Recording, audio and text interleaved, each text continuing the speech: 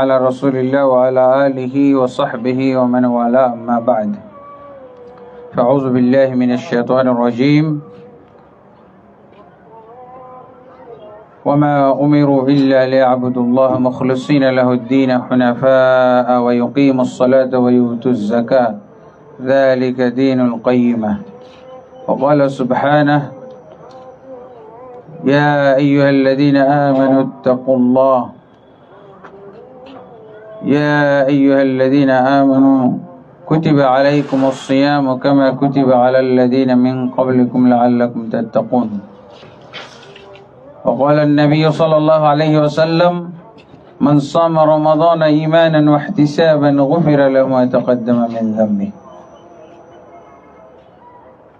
وقال النبي صلى الله عليه وسلم من عمل عملا ليس عليه أمرنا فهو رد মুত্তাফাকুন আলাইহি। আলহামদুলিল্লাহ, চাঁদপুর দাওয়া সেন্টার কর্তৃক আয়োজিত এই রমজান শীর্ষক আলোচনায় আলহামদুলিল্লাহ আমি ঢাকা থেকে এসে শরীক হইতে পেরেছি, এই জন্য আল্লাহর প্রশংসা করি। আলহামদুলিল্লাহ রাব্বিল আলামিন। এবং আপনারা এই অনুষ্ঠানে এসে অনুষ্ঠানটিকে সফল এবং সৌন্দর্যমণ্ডিত করেছেন, এই জন্য আপনাদের শুকরিয়া আদায় করছি এবং দোয়া করছি জাযাকুমুল্লাহু খাইরান ওয়া বারাকাল্লাহু ফীকুম ওয়া তাকাব্বালা মিন্না মিনকুম জামিআন। এখানে আমার পূর্বে শেখ ইয়াকুব বিন আব্দুস সালাম বদর যুদ্ধের ঘটনা এবং ঘটনা থেকে যে শিক্ষা আপনাদের সামনে তুলে ধরেছেন, আমি যতটুকু শুনেছি অত্যন্ত চমৎকার আলোচনা করেছেন এবং অত্যন্ত সময় উপযোগী। আজকে রমজানের 17 তারিখ এবং 17 রমজানে এই বদরের যুদ্ধ অনুষ্ঠিত হয়েছিল। আলহামদুলিল্লাহ, আমরা রমজানকে মনে করি দুর্বলতার একটা মাস, না খেয়ে না পান করে দুর্বল হয়ে যাওয়া, কিন্তু আসলে মুমিনদের শক্তির উৎস হলো তাদের ঈমান, ইখলাস। মুমিনরা যদি ঈমান এবং ইখলাসের বলে বলিয়ান হইতে পারে, তাহলে রমজানেও আল্লাহ তাবারক ওয়া তাআলা তাদেরকে বিজয় দান করতে পারেন। রমজানে অনেকগুলো যুদ্ধ ঘটেছিল, যুদ্ধ সংগঠিত হয়েছে, আপনারা তো একটা শুনলেন। যদিও আরো অনেক যুদ্ধ রয়েছে, এগুলো বিস্তারিত আলোচনা করলে অনেক সময় লাগবে। বদরের যুদ্ধ অনুষ্ঠিত হয়েছে 17 রমজান, আর ফতহ মক্কা বিজয় হয়েছিল, তাও সেটাও রমজান মাসে 20 রমজানের 20 তারিখে মক্কা বিজয় অনুষ্ঠিত হয়েছিল। এটা হলো আমাদের মুসলমানদের সবচেয়ে বড় বিজয়। আমরা বিজয় দিবস পালন করি, তাই না? মক্কার মতো বিজয় দিবস আর হইতে পারে? মক্কা বিজয় হয়েছিল এই রমজান মাসে। এবং আলহামদুলিল্লাহ, মক্কার শত্রুরা রাসূলুল্লাহ সাল্লাল্লাহু আলাইহি ওয়াসাল্লামকে বহিষ্কার করে দিয়েছিল, সেই মক্কা বিজয়ের দিন তারা নিজেরা বহিষ্কার হয়েছিল। রাসূলুল্লাহ সাল্লাল্লাহু আলাইহি ওয়াসাল্লামের ভয় এবং আতঙ্কের কারণে তারা নিজেরাই বের হয়ে চলে গেছিল। এবং যারা মক্কার মহব্বত ছিল এবং কিছুটা ঈমান তাদের অন্তরে ছিল, তারা ঈমান আনয়ন করেছিল, তারা নও-মুসলিম হয়ে গেছিল। আলহামদুলিল্লাহ। তারপরে আরো অনেক বড় বড় যুদ্ধ হয়েছে। কাদেসিয়ার যুদ্ধ, যেটা সাদ বিন আবি ওয়াক্কাসের নেতৃত্বে হয়েছিল, 15 রমজান অনুষ্ঠিত হয়েছিল। স্পেন বিজয় হয়েছিল এই রমজান মাসে, 92 হিজরি স্পেন বিজয় হয়েছিল। আইনে জালুত একটা যুদ্ধ 658 হিজরিতে এটা অনুষ্ঠিত হয়েছিল, সেটাও 25 রমজান, সেটা মোগলদের বিরুদ্ধে যুদ্ধ হয়েছিল। আমুরিয়া বিজয়, এটাও রমজান মাসে 223 হিজরিতে অনুষ্ঠিত হয়েছিল। তারপরে হাত্তিন যুদ্ধ 584-তে, যেটা আর কি খ্রিস্টানদের বিরুদ্ধে, ক্রুসেডদের বিরুদ্ধে অনুষ্ঠিত হয়েছিল সুলতান সালাহউদ্দিন আইয়ুবীর নেতৃত্বে, সেটাও কিন্তু রমজান মাসে অনুষ্ঠিত হয়েছিল। আলহামদুলিল্লাহ। এই মাস দুর্বলতার মাস না, এই মাস হলো মুসলমানদের বিজয়ী গাথা মাস, বিজয়ের ইতিহাস এবং ঐতিহ্যে পরিপূর্ণ একটি মাস। আল্লাহ তাবারক ওয়া তাআলা আমাদেরকেও যেন এই ঘটনা, এই সমস্ত বিজয়ের ঘটনা থেকে উজ্জীবিত হওয়ার, উদ্দীপ্ত হওয়ার আল্লাহ আমাদেরকে তৌফিক দান করেন, আল্লাহুম্মা আমিন। তো আমার বিষয় হচ্ছে ইখলাস এবং সুন্নাহর অনুসরণ হলো আমল কবুলের, অর্থাৎ ইখলাস এবং সুন্নাহর অনুসরণ ছাড়া আমল কবুল হয় না। আলহামদুলিল্লাহ, খুবই গুরুত্বপূর্ণ একটা বিষয়। এই বিষয়গুলো আমাদের সমাজে খুব ব্যাপকভাবে আলোচনা করা দরকার। তার কারণ এমনি তো আমাদের সমাজে আল্লাহর ইবাদতকারী খুবই কম। আল্লাহর ইবাদত করার মতো মুসলমান খুঁজে পাওয়া খুবই মুশকিল। আর ইবাদতের মূল বিষয় কিন্তু হলো ঈমান, ইখলাস। কিন্তু আমরা সত্যিকার অর্থে যদি ঈমানদার এবং মুখলিস ব্যক্তি খুঁজতে যাই, তাহলে পাওয়া খুবই মুশকিল। মসজিদুল হারামের খতিবের একটা আমি কথা প্রায় কোট করে থাকি, প্রায় উল্লেখ করে থাকি। কি রাসূলুল্লাহ তিনি বলছেন যে বর্তমান যুগে যদি সত্যিকার মুসলিম, সত্যিকার মুমিন আমরা তালাশ করতে যাই, তাহলে হাজারে একজন পাবো কিনা সন্দেহ আছে। আল্লাহু আকবার। হাজারে একজন পাওয়া যাবে কিনা সন্দেহ আছে। কে বলছে? আমি যদি এই মন্তব্য করতাম তাহলে তো সহ্য করার মতো না। কিন্তু এই মন্তব্য কে করছেন? মসজিদুল হারামের খতিব, প্রাক্তন খতিব। উনি এখন বেঁচেও নাই, তবে ওনার কিতাবটা বেঁচে আছে। যেই কিতাবে উনি এই জরিপ বা এই মন্তব্য করেছেন, সেই কিতাবটা আমার কাছে আছে। সেই কিতাবের নাম হলো হায়াতুল কুলুব। হায়াতুল কুলুবের 57 নম্বর পৃষ্ঠায় উনি বলছেন যে বর্তমান যুগে, তার মানে আরো 30-35 বছর আগের কথা, তখন উনি বলতেছেন, তখনকার মুসলমান তো এখনকার চাইতে অনেক ভালো ছিল। তখনকার যুগে উনি বলে গেছেন যে বর্তমান যুগে যদি আমরা সত্যিকার মুসলিম খুঁজতে যাই, মুমিন খুঁজতে যাই, তাহলে হাজারে একজন পাওয়া যাবে কিনা সন্দেহ। উনি কি সারা বিশ্ব ঘুরে এই জরিপ করেছেন? না, উনি এই জরিপটা চালিয়েছেন কাদেরকে দেখে? যারা উনার সামনে ঘোরাঘুরি করে। মসজিদুল হারামের খতিবের সামনে ঘোরাঘুরি করে কারা? যারা তওয়াফ, যারা উমরা করতে যায়, হজ করতে যায় যে রমজান মাসে। এত লোক উমরায় গেছে যে একেবারে ঠাসাঠাসি অবস্থা, তিল ধারণের জায়গা নাই, সুই ফেলার জায়গা নেই। গত বছর আমি যাইতেই পারিনি। বলছে এত উমরা যাত্রী আছে যে আপনাদের আসার মতো আর স্থান নাই। ভিসা দিল না, সেই টিকিটের টাকাও পাই নাই। এই গত রমজানের আগে পাইলাম, এই রমজানের আগে পাইছি। গত রমজানে টিকিট কেটেও ভিসা পাই নাই। বলছে এত উমরা যাত্রী যে আর মক্কা মদিনায় জায়গা হচ্ছে না, এই জন্য ভিসা দিল না। তো আমার টিকিটও বাদ।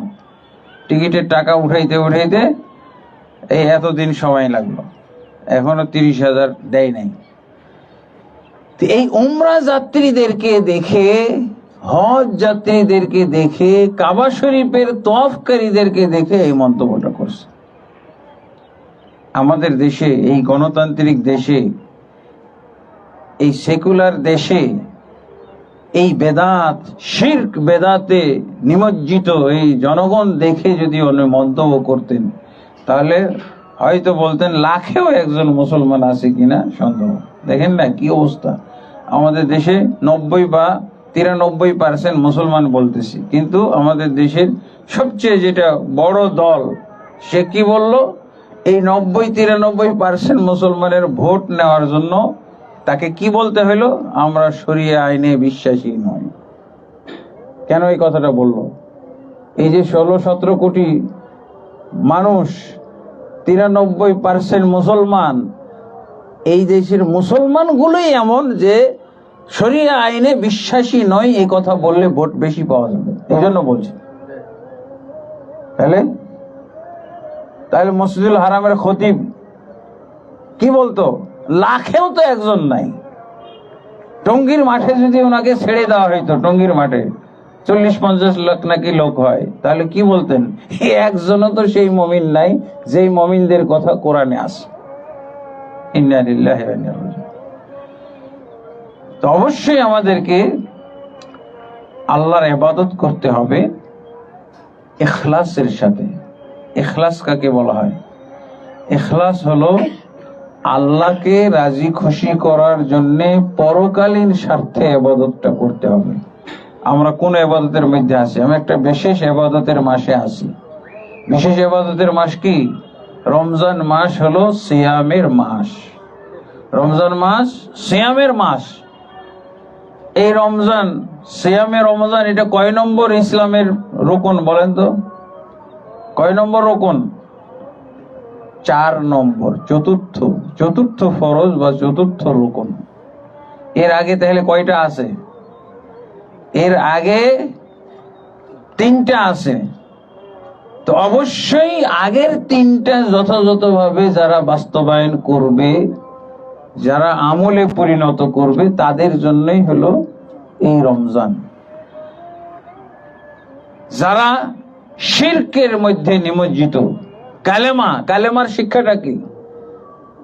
কালেমা আমাদের কমপ্লিট করতে হবে। কালেমার শিক্ষাটা কি? এই যে কালেমা, নামাজ, রোজা, হজ, যাকাত আমরা এক নিঃশ্বাসে কয়েকবার বলতে পারি। কালেমা অর্থ কি? কালেমার, আমরা যদি বাংলাদেশে কালেমার মানদণ্ডে মুসলমান যাচাই শুরু করে দিই, কালেমা হলো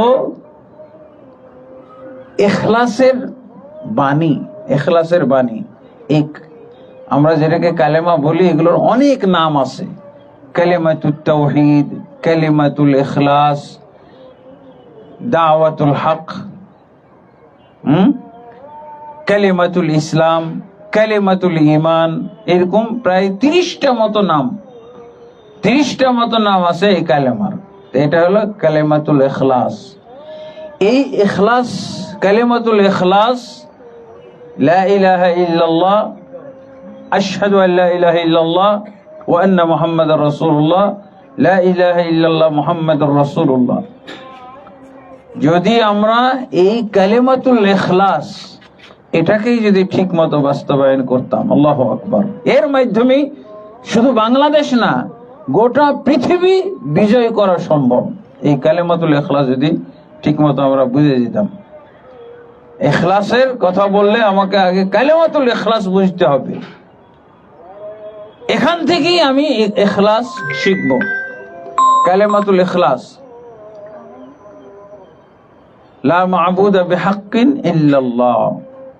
আমরা তো এই তরজমাটাও জানি না, অথচ রাসূলুল্লাহ সাল্লাল্লাহু আলাইহি ওয়াসাল্লাম বলছেন কি? রাসূলুল্লাহ সাল্লাল্লাহু আলাইহি ওয়াসাল্লাম নবুয়তের 10ম বর্ষে স্পষ্ট করে বলে দিয়েছিলেন। স্পষ্ট করে কি বলেছিলেন? উরিদু মিনহুম কালিমাতান ওয়াহিদাতান তাদিনু লাহুমুল আরব ওয়া তুওয়াদ্দি ইলাইহিমুল আজামুল জিজিয়া। তিনি রাসূলুল্লাহ সাল্লাল্লাহু আলাইহি ওয়াসাল্লাম বলছিলেন, এর আগে তো কালেমার দাওয়াত তিনি দিয়েছেন, ইয়া আইয়ুহান নাস কুলু লা ইলাহা ইল্লাল্লাহ তুফলিহু, ইয়া আইয়ুহান মান ক্বালা লা ইলাহা ইল্লাল্লাহ দাখালাল জান্নাহ। রাসূলুল্লাহ সাল্লাল্লাহু আলাইহি ওয়াসাল্লাম এইভাবে দাওয়াত দিয়েছিলেন না কালেমার। প্রথম তো কালেমার দাওয়াত দিয়েছিলেন, এবং এটা 12 বছর পর্যন্ত শুধু কালেমার দাওয়াত। এটাকে বলা হয় কালিমাতুত তাওহীদ।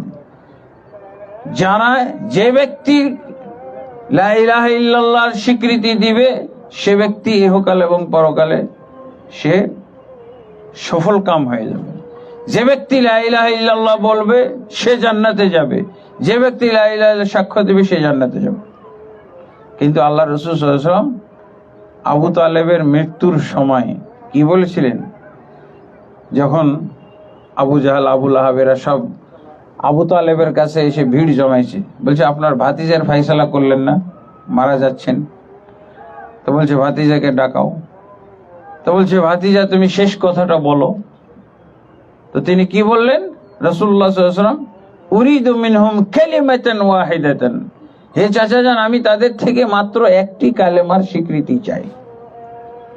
এই কালেমার যদি তারা স্বীকৃতি দিয়ে দেয় তাহলে গোটা আরব জাহান এই মক্কাবাসীদের বর্ষতা স্বীকার করবে, নেতৃত্ব মেনে নেবে, কর্তৃত্ব মেনে নেবে। আল্লাহু আকবার। এমনি আমরা বলি যে আমাদের তাওহীদ ঠিক করতে হবে, তাওহীদ ঠিক করলেই আল্লাহ ক্ষমতা দান করবেন। এরপর তো আর কি বলা হলো? ওয়াতুদ্দি ইলাইহিমুল আজামুল জিজিয়া, এবং যত অনারব আছে পৃথিবীতে সবাই তারা এই মক্কাবাসীকে কি দিবে? জিজিয়া, ট্যাক্স দিয়ে বসবাস করবে। শুধু কালেমাটাকে যদি আমরা যথাযথভাবে বুঝে ফেলতে পারতাম। রাসূলুল্লাহ সাল্লাল্লাহু আলাইহি ওয়াসাল্লাম কালেমার তরজমা করেছেন কি? তা'বুদুল্লাহ ওয়া লা তুশরিকু বিহি শাইআ, একমাত্র আল্লাহর ইবাদত করবে, তার সাথে কাউকে শরীক করবে না। এটা হলো কালেমা। আর এটাই হলো কিন্তু ইখলাস প্রত্যেকটা ইবাদতের ক্ষেত্রে। তাই আল্লাহ রাসূল সাল্লাল্লাহু আলাইহি ওয়াসাল্লাম কি বললেন? কালেমার তরজমার মধ্যে কি বললেন? তা'বুদুল্লাহ ওয়া লা তুশরিকু বিহি শাইআ, একমাত্র আল্লাহর ইবাদত করবে, তার সাথে কাউকেও শরীক করবে না। তো ইবাদত করবে, তার সাথে শরীক করবে না। তো ইবাদতের সাথে শরীক না করাটাই হলো ইখলাস। ইবাদতে শরীক না করাটা হলো ইখলাস। আর ইবাদতের মধ্যে যদি শরীক করা হয় তাহলে এটা কি হবে? শিরক। আমরা সবসময় শুনে আসি একটা পরিভাষা কি? ইবাদত কবুলের শর্ত। ইবাদত সহিহ হওয়ার এবং ইবাদত কবুল হওয়ার শর্ত কি? ইখলাস। ইখলাসের মর্ম কি? একমাত্র আল্লাহকে রাজি খুশি করার জন্য ইবাদতটা করতে হবে। আর এটাই হলো কালেমা। কালেমা চর্চা। কালেমার চর্চা হবে যে যত ইবাদত আছে সমস্ত ইবাদতে একমাত্র আল্লাহকে রাজি খুশি করতে হবে। এই জন্য আল্লাহ রাসূল সাল্লাল্লাহু আলাইহি সাল্লাম কি বলছেন? মান সামা রমাদানা ঈমানান ওয়া ইহতিসাবান গুফিরা লাহু মা তাকাদ্দামা মিন যামবি, যে ব্যক্তি সিয়াম পালন করে ঈমানের সাথে এবং ইহতিসাবের সাথে, সেই ব্যক্তির অতীতের গুনাহগুলো আল্লাহ সব মাফ করে দেন। ঈমান অর্থ কি? ঈমান অর্থ হলো একমাত্র আল্লাহকে রাজি খুশি করার জন্য। ঈমান অর্থ হলো, ঈমানের যে সংজ্ঞা, ঈমানের সংজ্ঞাটা আমরা সবসময় তরুতাজা রাখবো। ঈমান কাকে বলা হয়? ঈমান হলো মুখে আগে অন্তরে বিশ্বাস করা। অন্তরে কি বিশ্বাস করা? কালেমাকে বিশ্বাস করা অন্তর থেকে, গোটা ইসলামকে অন্তর থেকে বিশ্বাস করা, সালাতকে অন্তর থেকে বিশ্বাস করা, যাকাতকে অন্তর থেকে বিশ্বাস করা, সিয়ামকে অন্তর থেকে বিশ্বাস করা। আগে বিশ্বাস করতে হবে অন্তরে, তারপরে আপনি এটার স্বীকৃতিও দিবেন, ঘোষণা করবেন, এটার দাওয়াত দিবেন। দাওয়াত দিতে হবে, দাওয়াতও দিতে হবে। ঘোষণা অর্থ কি? স্বীকৃতি অর্থ কি? এটার দাওয়াত দিতে হবে, ঘোষণা করতে হবে, দাওয়াত দিতে হবে, আর অঙ্গ প্রত্যঙ্গের মাধ্যমে বাস্তবায়ন করতে হবে। এটি হলো ঈমান। কিন্তু আমাদের সমাজে কি দেখা যায়? এই যে বাংলাদেশে যত এই যে ধর্মনিরপেক্ষ সেকুলার এবং গণতান্ত্রিক মুসলমান আছে, এদের অন্তরে কারো ঈমান নাই। অন্তরে তাদের বিশ্বাসগুলো নাই। কিসে আছে? তাদের কিছুটা অঙ্গ প্রত্যঙ্গে। বাহ্যিক আপনাকে দেখাচ্ছে ও সালাতও পড়ছে, ও হয়তো দান খয়রাতও করতেছে, ও হজ উমরা করতেছে, কিন্তু তার অন্তরে ঈমান নাই, অন্তরে ইসলাম নাই। না হলে বলতে পারতো, এই কথাটা বলতে পারতো যে আমরা শরিয়া আইনে বিশ্বাসী না, বিশ্বাসটা কোথায় থাকে? অন্তরের ব্যাপার। বিশ্বাস কোথায় থাকে? ও তো বলেই দিল ওর বিশ্বাস নাই। শরিয়া আইন বলতে কি? শরিয়া ব্যাপক না, শরিয়া আইন বলতে গোটা ইসলামকে বুঝাই। তার যদি অন্তরে, তাহলে দেখেন কতজন মুসলমানের অন্তরে ঈমান নাই, অন্তরে বিশ্বাস নাই। 90-93% মুসলমানকে আকৃষ্ট করার জন্য, তাদের ভোট নেওয়ার জন্য সে বলছে যে আমরা শরিয়া আইনে বিশ্বাসী না। হ্যাঁ, তার মানে এদের অন্তরে বিশ্বাস কোথায় থাকে? বিশ্বাস অন্তরে থাকে। তার মানে গণতন্ত্র যারা করে, যারা ধর্মনিরপেক্ষতাবাদে বিশ্বাসী, যারা জাতীয়তাবাদে বিশ্বাসী, যারা সমাজতন্ত্রে বিশ্বাসী, তাদের অন্তরে ঈমান নাই। ঈমান বিশ্বাস বলে কিছু নাই। তার মানে কি? এরা সব মুনাফিক মার্কা মুসলমান। মুনাফিক মার্কা। মুনাফিকরা কি ছিল? মুনাফিকদের এই পয়েন্টে ছিল না অন্তরের বিশ্বাস, কিন্তু মুখের স্বীকৃতিটা খুব কড়া ছিল। কি? আবু বকর ওমরের চাইতে বেশি কড়া ভাবে স্বীকৃতি দিত। কি বলছো? নাশহাদু ইন্নাকা লারাসূলুল্লাহ ইযা জাআকাল মুনাফিকুন ক্বালু নাশহাদু ইন্নাকা লারাসূলুল্লাহ। আমরা সাক্ষ্য দিচ্ছি যে নিশ্চয়ই আপনি আল্লাহর রাসূল। আবু বকর ওমর একবার নিশ্চয় বলতো, আর মুনাফিকরা দুইবার নিশ্চয় আপনি আল্লাহর রাসূল। মুখের স্বীকৃতি খুব জোরাল, কিন্তু অন্তরে বিশ্বাস নেই। এই জন্য আল্লাহ কি বলছেন? আর এটাই হলো ইখলাস। আপনার অন্তরে আল্লাহকে বিশ্বাস করবেন, আপনি এই বিশ্বাস নিয়ে ইবাদত করবেন যে এই ইবাদতটা একমাত্র আল্লাহর জন্য পরকালীন স্বার্থে করছি। এটা হলো ঈমানান ওয়া ইহতিসাবান। সিয়াম পালন করব আমরা ঈমানের সাথে, ইহতিসাব মানে সওয়াবের জন্য। অনেকেই আমরা ইখলাস বা ঈমানের সাথে সিয়াম পালন করি না। কেন করি? এই সবাই করতেছে, বয়স হয়ে গেছে, যদি আমি দিনের বেলা খাই দেখতে কেমন লাগবে, মানুষ কি বলবে, এই জন্য। তো এটা ইখলাস হলো আল্লাহকে রাজি খুশি করার জন্য পরকালীন স্বার্থে করতে হবে। পরকালীন স্বার্থ কথাটা সবসময় আমাদের বলতে হবে, কারণ আমাদের দেশে অনেক সুফিবাদী লোক আছে, ওরা বলছে যে আমরা জান্নাতেও চাই না, জাহান্নামেও চাই না, আমরা শুধু ইবাদত করে যাব। এরা কি আল্লাহ রসুলের চাইতে বেশি পরেজগার হয়ে গেল? আলহামদুলিল্লাহ। তো আমাদের অবশ্যই ঈমান ইখলাস থাকতে হবে। যদি আমাদের ইবাদত আমলের মধ্যে এই ঈমান ইখলাস না থাকে, তাহলে এই ইবাদত আমলকে কি বলা হবে? শিরক বলা হবে। রাসূলুল্লাহ সাল্লাল্লাহু আলাইহি ওয়াসাল্লাম বলছেন, মান সাল্লা ইউরাই ফাকাদ আশরাক। যে ব্যক্তি সালাত পড়ে দেখানোর জন্য, এটা সালাত নয়, এটা অবশ্যই শিরকি কাজ। যে সালাত পড়ে, নামাজ পড়ে দেখানোর জন্য, এটা কি? এটা অবশ্যই কোনো সৎ আমল বা ইবাদত নয়। আল্লাহ রাসূল কি বলছেন? নিশ্চিত এটা শিরকি কাজ। তাহলে ইখলাস যদি আপনার আমলের ক্ষেত্রে যদি ইখলাস না থাকে, তাহলে ওই আমলটা কি হয়ে যাবে? শিরকে রূপান্তরিত হয়ে যাবে। আপনি শুধু মাজার আর কবর আর দরগা পীরের দরবারে আপনি শিরক খুঁজে পাবেন, শিরক খুঁজে বেড়াবেন, আপনার সিয়ামটাও শিরক হয়ে যাবে। এই যে পরের শব্দটা এসছে, মান সামা ইউরাই ফাকাদ আশরাকা। যে ব্যক্তি সিয়াম পালন করে দেখানোর জন্য, এটা কোনো ইবাদত বা এটা সিয়াম নয়, এটা কি? নিশ্চিত শিরকি কাজ। তো সিয়াম তো আসলে দেখানোর ইবাদত না। রোজা কি দেখানোর ইবাদত? এই যে আপনি না খেয়ে আছেন, এটা কি দেখানোর কোনো কিছু আছে? কিন্তু ইফতারের পর অনেককে দেখা যাবে সে বাহাদুরি করে, বলছে আজকের রোজাটা রাখতে, আজকের সিয়ামটা পালন করতে খুব কষ্ট হয়েছে, হার্ড ওয়ার্ক করছিলাম, কঠোর পরিশ্রম করেছিলাম, হ্যাঁ, মনে হচ্ছে তৃষ্ণায় কলিজা ফেটে যাবে, মনে হচ্ছে ক্ষুধায় মরে যাব, তারপরও আমি রোজা ছাড়ি নাই। এই 10 জনের সামনে এটা বলার দরকার কি?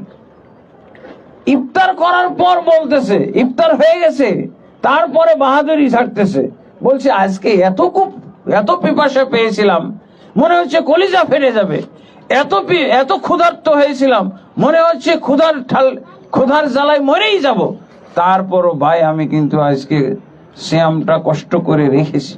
আচ্ছা 10 জনের সামনে এটা বলার দরকার আছে?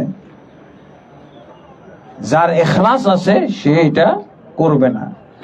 আমার আমল একমাত্র আল্লাহর জন্য না, আল্লাহকে রাজি খুশি করার জন্য যদি আমলটা করে থাকি তাহলে আমি কাউকে বলে বেড়াবো না, কাউকে বলবো না। তাহলে সিয়াম যদিও দেখানোর আমল না, কিন্তু শয়তান গবেষণা করে দেখানোর ব্যবস্থা করে দিয়েছে। 10 জনের সামনে এই যে সিয়াম রাখতে গিয়ে কষ্ট হয়েছে, এটা বর্ণনা দেওয়ার দরকার কি? দেয় না অনেকে। 2 বন্ধু একবার আমার টেবিলের সামনে আসছে অফিসে, তাদেরকে কিছু কাজ দিয়েছিলাম, কাজের মজুরি নিতে আসছে। তো অফিসের টেবিলে এসে বলতেছে যে হুজুর আজকে রমজানের কয় তারিখ যাই, রমজানের কয় তারিখ? তো আমি তাকে তারিখটা বলার আগেই তার পাশের বন্ধু, 2 বন্ধু আসছে না, তার সাথী সে ইবাদতের বাহাদুরি ছেড়ে দিল। বুঝে, এই মিয়া তুমি আল্লাহর জন্য ইবাদত করো, আল্লাহর জন্য রোজা রাখো, তো কয় তারিখ কয়টা রোজা রাখলাম না রাখলাম এগুলো তোমার খবর নেওয়া দরকার কি? রোজা রেখে যাও। মানে আমি আলেম মানুষ, আমার সামনে সে একটা ইবাদতের বাহাদুরি ছেড়ে দিল, তার বন্ধুকে এভাবে সে বকা দিল যে তুমি রোজা রাখতেছো আল্লাহর জন্য, তুমি রোজা রাখো, তুমি এই কয়দিন গেল না গেল এগুলো তোমার জানা দরকার আছে। কিন্তু সিয়ামের ক্ষেত্রে এটা একটা জরুরি ব্যাপার না। আপনি কয়দিন সিয়াম পালন? 29 দিন আর 30 দিন, এর বেশি কি রাখতে পারবেন? তাহলে গণনা করে রাখাও তো এটা একটা নিয়ম। সূরাতেও আছে, কোরআনে আছে ওয়ালি তুকমিলুল ইদ্দাতা, এই যে সিয়ামের ব্যাপারে এসেছে সূরা আল বাকারার 185 নম্বর আয়াতে শেষের দিকে আল্লাহ বলছেন কি, ওয়ালি তুকমিলুল ইদ্দা, তোমরা অবশ্যই কি করবে? সিয়ামের অর্থাৎ সিয়ামের দিনগুলো পূর্ণ করবে, সিয়ামের দিন পূর্ণ করবে। সিয়ামের দিন কয়টা? 29 বা 30। আল্লাহ বলছেন ওয়ালি তুকমিলুল ইদ্দাতা, অবশ্যই গণনা তোমরা পূর্ণ করবে। এই ইবাদতের এই আয়াতের মর্ম হলো যে 29-এর যদি রমজান হয় তাহলে 29টাই সিয়াম পালন করতে হবে। যদি 30-এর রমজান হয় 30টাই পালন করতে হবে, একটাও বাদ দিতে পারবে না। একটা বাদ দিলে, ইচ্ছাকৃতভাবে যদি একটা দিনও বাদ দেয়, গোটা মাসের সিয়াম বাতিল হয়ে যাবে। একমাত্র যদি সে ভুল স্বীকার করে তওবা করে ওই সিয়ামটা আবার পালন করে ইচ্ছাকৃত। আর যদি ওজরের কারণে সিয়াম ভঙ্গ করে তাহলে তো অবশ্যই সে পরবর্তীতে সিয়াম পালন করে ফেলবে। যে কোনো সময় যখন আল্লাহ তাকে তৌফিক দান করবে, সুস্থতা দান করবে, তখন সে সিয়াম পালন করে ফেলবে। আরেকটা বিষয় হলো যে আমাদের ইবাদত ইখলাসের সাথে পালন করাটাই যথেষ্ট না, বরং সুন্নাহও দেখতে হবে। 100% ইখলাস আল্লাহর জন্য করতেছি, কিন্তু আমি সুন্নাহ যদি পালন না করি, সুন্নাহ বলতে হলো রাসূলুল্লাহ সাল্লাল্লাহু আলাইহি ওয়াসাল্লামের তরিকা মেনটেন করা। রাসূল সাল্লাল্লাহু আলাইহি ওয়াসাল্লাম কিভাবে ইবাদতটা করেছেন, কোন নিয়মে করেছেন, এই যদি নিয়ম মেনটেন না করা হয় তাহলে ওই ইবাদতটা কি হয়ে যাবে? বেদাত হয়ে যাবে। এটা শুধু সিয়াম না, সিয়ামের ক্ষেত্রেও কিন্তু বেদাত আছে। আপনি যদি কি করেন, সূর্য ডোবার আগেই যদি ইফতার করে ফেলেন তাহলে আপনার সিয়াম বাতিল।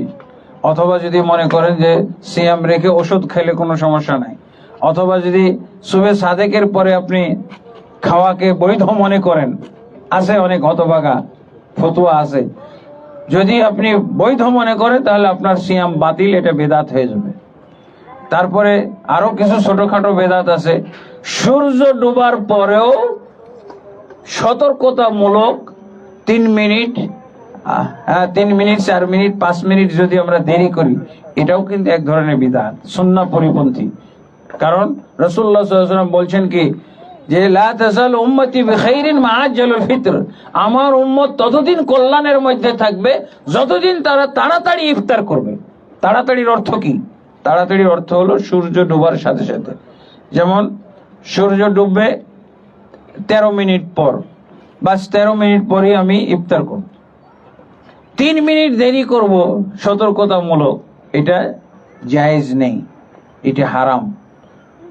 রাসূলুল্লাহ সাল্লাল্লাহু আলাইহি ওয়াসাল্লাম যেমন উম্মতকে শিক্ষা দিয়েছেন তেমন রাসূল সাল্লাল্লাহু আলাইহি ওয়াসাল্লাম আমলও করতেন, তাড়াতাড়ি ইফতার করে ফেলেছেন রাসূল সাল্লাল্লাহু আলাইহি ওয়াসাল্লামের যুগে।